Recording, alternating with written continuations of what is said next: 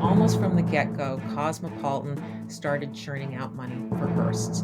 At one time, it was making as much money as 12 other Hearst magazine titles combined. And that kind of success gives you a lot of leeway with management. Welcome to Journalism History, a podcast that rips out the pages of your history books to re examine the stories you thought you knew and the ones you were never told. I'm Terry Finneman, and I research media coverage of women in politics. And I'm Nick Hirschon, and I research the history of New York sports. And I'm Ken Ward, and I research the journalism history of the Great Plains and Rocky Mountains. And together, we're professional media historians guiding you through our own drafts of history. Transcripts of the show are available online at journalism-history.org/podcast. This episode is sponsored by the College of Journalism and Mass Communication at the University of Georgia. For more than a century, the college has educated students to relentlessly pursue the art, science, and integrity of stories. They're committed to following First Amendment principles in a digital-first environment as they prepare democracy's next generation. The 1960s were a sexy time, or at least our general understanding of American popular culture would tell us. A big influence on that understanding is undoubtedly Cosmopolitan magazine. Cosmo, after beginning as a general interest magazine and featuring both literature and muckraking articles, was eventually transformed into a magazine that unabashedly discussed sexuality and single womanhood that was at the cutting edge of the sexual revolution. Behind that transformation was Helen Gurley Brown, who edited Cosmopolitan from the mid-60s through the late 1990s. And joining me to explain how Brown managed this transition and the tremendous financial success that followed is Paula Hunt, an independent scholar who has studied Brown and her influence over Cosmopolitan magazine. Paula, welcome to the show. Now, you would expect research on a magazine like Cosmopolitan to be pretty focused, or at least I would, on what everybody else thinks of when they hear Cosmo, like a preoccupation with sex. But your research is far more interested on things like management and identity. Why is that? Well, I wanted to take an institutional approach by examining Brown's journalism practices simply because there did seem to be a space for doing that because a great deal of the research focuses on the coverage of sex and sexuality and whether or not Brown was a feminist or not. And Brown herself credited the success of Cosmopolitan to the writing. So why not take a look at the writing and the institutional practices that she said were the reason for the success, the fabulous success of Cosmopolitan? Sure, that makes sense to me. Now, you mentioned Brown, Helen Gurley Brown. We'll get to her in just a second, but could you help us understand a little bit about how Cosmopolitan came to be in the first place? Like, where is this magazine? How did it get started? What did its early content look like? Cosmopolitan started in the late 19th century, kind of a general interest magazine, literary bent. William Randolph Hearst purchased it in 1905, and he really turned it into a literary powerhouse. I mean, it published George Bernard Shaw and Ernest Hemingway and Sinclair Lewis. It published this muckraking article, Treason of the Senate, in 1906 by David Graham Phillips. So it had a very, very hefty, deep, respected background in the early 20th century. And as what happened to many magazines starting in the 1940s, these general interest magazines really started to lose a lot of steam. And we started to see more specialized magazines like Sports Illustrated that were very narrowly focused. And Cosmopolitan really became rudderless. It was all over the place. So by the time Helen Gurley Brown came in the 1960s, it was pretty much on its last legs, and Hearst, the publisher, was ready to close it down. So you mentioned these broader changes that were going on in the magazine industry during this first half of the 1900s. You also managed who we're going to focus on, Brown. How much of the sort of change in the way magazines looked during that first half of the century, how much of that had to do with things like leadership? If we're going to really focus in on Brown, how important is an editor to a publication like Cosmopolitan or magazines more broadly? Well, during this time, the editor was essential. The editor was the individual who put the stamp on a magazine. And most of the people working at this time were really embedded in magazine publishing. They'd been working there for years. If not at a single title, they would move from one title to the other. But really, as an editor at this time, you were the one who picked the content, who picked how the magazine looked. You knew what was going to be on the cover. You knew what the content was going to be. So you really had, at this time, a great deal of control over magazines, particularly because this was an era before data driven decision making. So it was really the editor and a team of editors who decided what this magazine was going to be. Gotcha. And so in your research, you argue that at Cosmopolitan, it was a woman named Helen Gurley Brown who turned the magazine around during this period of decline. So fill us in. Who was Brown? Where did she come from? What was her background? Well, Helen Gurley Brown would tell you that she was a hillbilly from Arkansas. Unapologetically, she was born in Green Forest, Arkansas in 1922. Her father died when she was 10. She and her mother and her older sister moved to Los Angeles. Her sister contracts polio. They had no money, they had no connections. Helen Gurley Brown was quite upfront about her lack of almost anything that might be considered advantageous in getting ahead in the world. She was not blessed with great looks. She was flat chested. She had teenage acne, but she had no college education. She went to business school to become a secretary. So she really embedded herself in this belief in self improvement and hard work. And that was really a part of the credibility of her message when she got to Cosmopolitan, which was that if I am a hillbilly from Arkansas with no college education, with not really great looks, if I can do it, you can do it. Well, so how does she then come to take the editorship of Cosmopolitan? Like, how did she wind up Yes. there of all places? If, you mentioned no college education, any of those advantages someone else might have. How'd she get there? She became a secretary. She had 17 different secretarial jobs, and she managed to get a job at uh, a very well respected advertising agency in Los Angeles called Foot Cone and Belding. And she argued her way into becoming a copy editor. And so she was given very, what would be called soft accounts, sun kissed orange juice, swimsuits, makeup. And she did very, very well. She got married finally at 37 to David Brown, who was a movie producer. And he was the one who really encouraged her to write a book. And this was called Sex and the Single Girl. It was published in 1962. And it was an immediate hit. It sold millions of copies. It made Helen Gurley Brown a household name. She parlayed the success of the book into a nationally syndicated newspaper column called Woman Alone. So she had name recognition, she had commercial success, and she also got incredible feedback from the women who read her book and read her newspaper column and that wrote her letters asking for advice. And Helen, being the former advertising person that she was, she said, this is an audience. This is an audience is not being served by any publication out there. So she and her husband got together and they produced a prototype for a magazine called Femme. And they brought it to Hearst.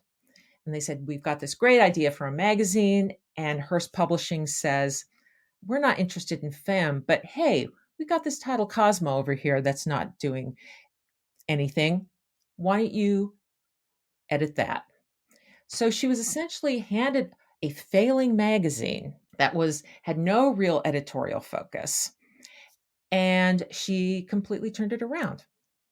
Well, so how does she go about doing that? What are some of those first steps that she takes once she actually has control of this magazine?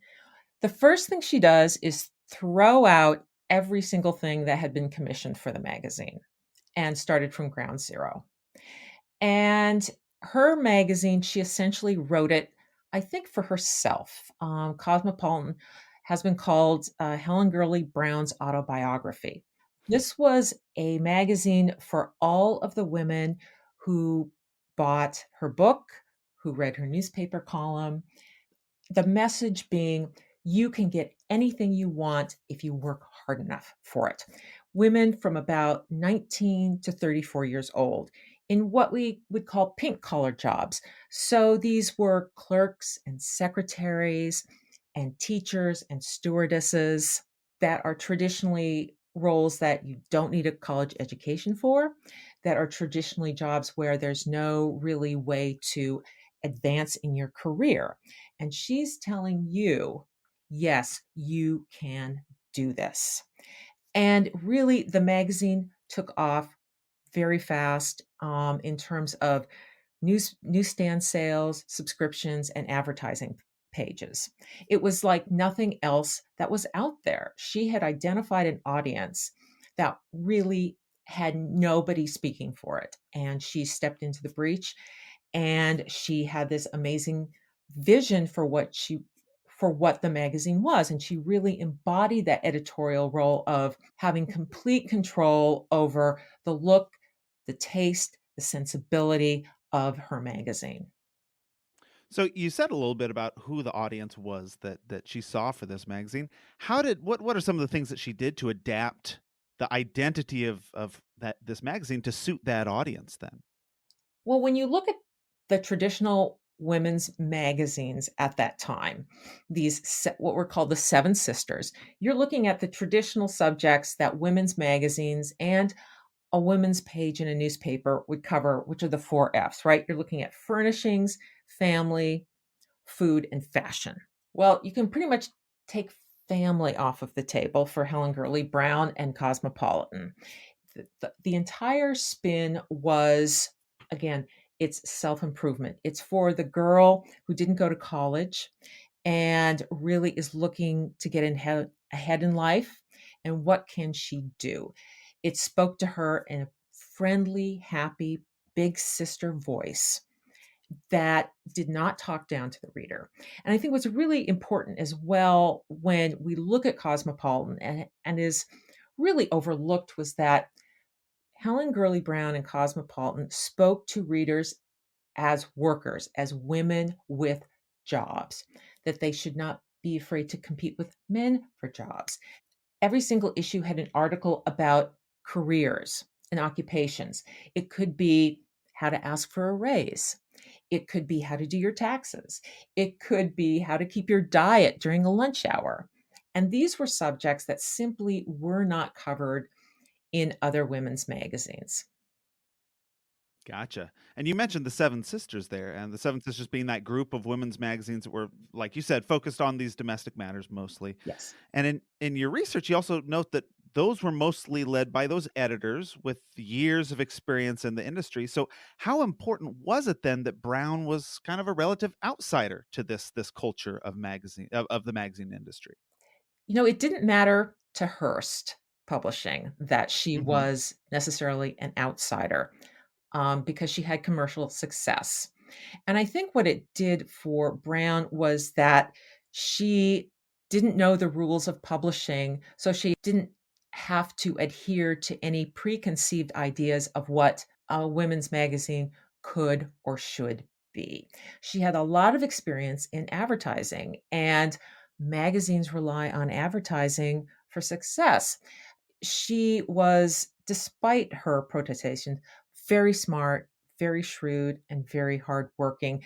And I think that she had an unfailable belief in her gut instincts as to what this magazine should be. Mhm. Gotcha.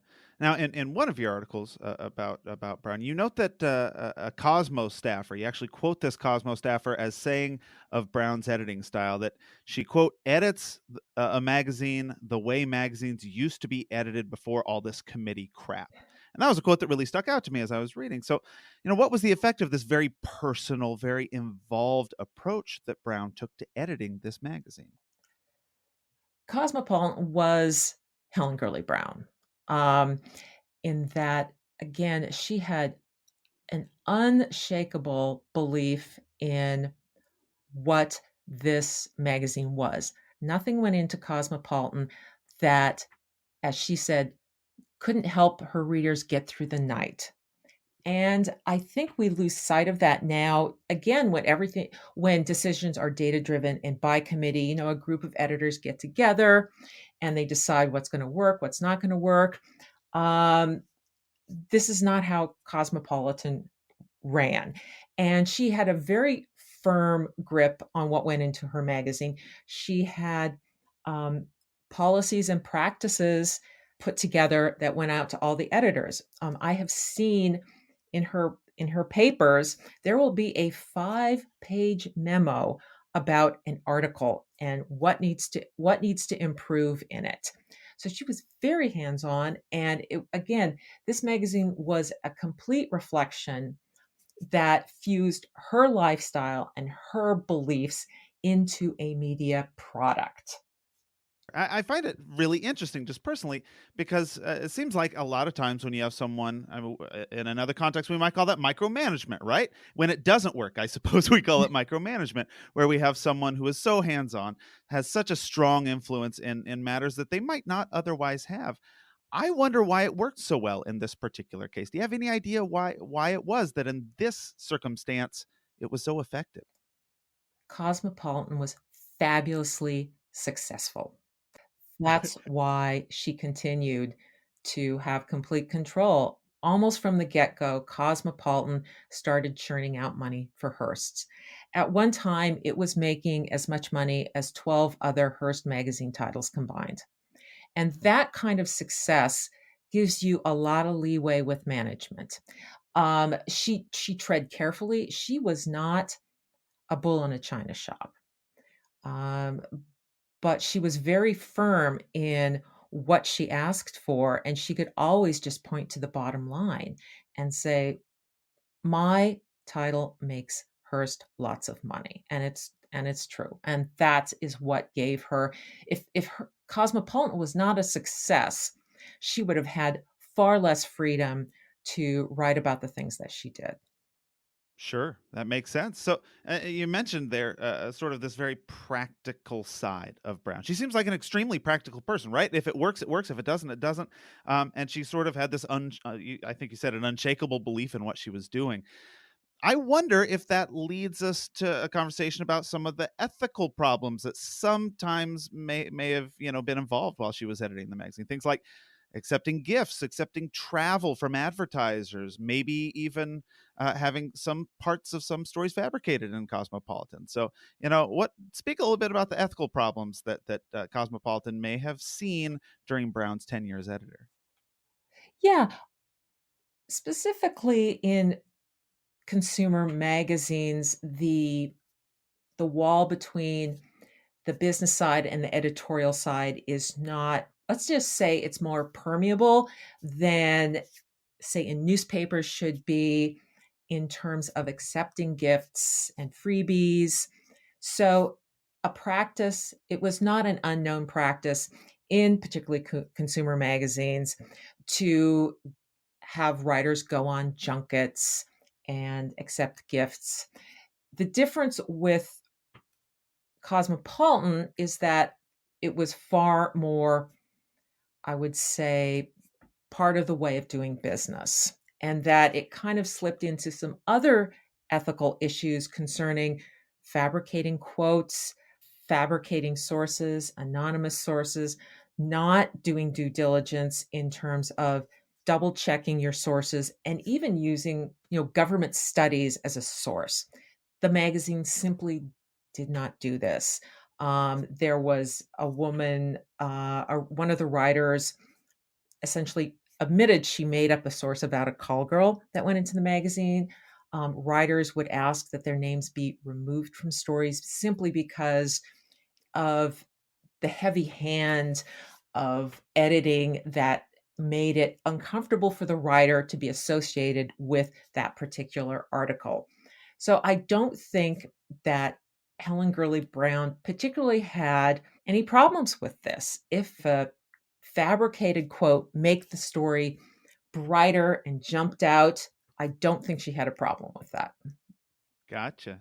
Gotcha. So, Brown winds up being at the editor of Cosmopolitan for decades. So, How did Cosmopolitan and the magazine industry change as that tenure stretched across those decades? Did her style change at all? You know, over the 32 years that she was at the top of the masthead, Cosmopolitan kept up pretty much the steady diet that had started at the beginning of, you know, very much based on the emotional needs of the reader, articles about sex, um, articles about work. It never got into anything heavy hitting where other women's magazines would start to cover issues such as domestic violence, even cancer. Cosmo really stepped away from any kind of topics that were not happy. This was a happy, uplifting book. Helen Gurley Brown did not want anyone to open up her magazine and read a downer. It was criticized heavily for its coverage of AIDS and some health issues simply because they weren't very rigorous. And I think in that way, women's magazines really became much more sophisticated in addressing the lives of real women, whereas Cosmopolitan was very much still kind of on the same wavelength for all those years. Now it still made money. Sure. Toward the end of her tenure, subscriptions did were tapering off. Um, but I don't think that when she was pushed out the door, gently but firmly pushed out the door in 1997. Um, I don't it was still a competitive magazine, but think the feeling was that, Helen has had the same ingredients, the same mindset for 32 years, and we need to have a change. Sure. Well, and so you mentioned she leaves the magazine in early 1997. As we think a little bit about her legacy, right? Did the changes Brown made at Cosmopolitan have a lasting impact more broadly, maybe on American culture? How is her influence felt today? I think that Helen Gurley Brown has had a real influence in popular culture, not necessarily as an editor, but in terms of the idea and the image that she presented of single women and conflating single women and sex and it being okay. I think we can see her influence in Sex and the City. I think you can see her cultural influence when we watch Mad Men in the figures of Peggy Olson and Joan Holloway, two women who started out as secretaries and ended up one running her own business and other woman being powerful force in advertising. So I think another way is that this conflation of lifestyle and personality and media as a product, which I think we have really seen in social media in the terms of influencers. I think that Helen Gurley Brown was a force in kind of helping create that phenomena. Absolutely. Well, Paula, we're running out of time. I do, though, want to pose one last question to you. It's one that we ask all the guests on the show. That is, why does journalism history matter? Well, I think, first of all, journalism history isn't just about the past or what happened in the past or who the primary actors were in the past, but it's about a relationship between the past and the present. And I think that engaging in the complexities of the past really challenges us to think not just about journalism, but the social and political and economic and technological and religious environment in which journalism is created. And I think this kind of engagement helps us with a deeper understanding of the past and how that past presents itself today. When you know journalism history, you learn how it's been central to American history and culture. You know what sets American history apart from other countries. And I think importantly, in today's journalism landscape, you look at our history and it kind of gives us some clues as how we should move forward. I mean, when it was declared that the internet would kill journalism, we we only have to think about the same thing was said about the telegraph, radio, and television when they came onto the scene, and journalism is still here. Absolutely. Well, Paula, I just want to thank you so much for being on the show. I really enjoyed this Oh, conversation. absolutely. Thank you so much. Well, that's it for this episode. Thanks for tuning in, and be sure to subscribe to our podcast. You can also follow us on Twitter at JHistoryJournal. That's all one word. Until next time, I'm your host, Ken Ward, signing off with the words of Edward R. Murrow. Good night and good luck.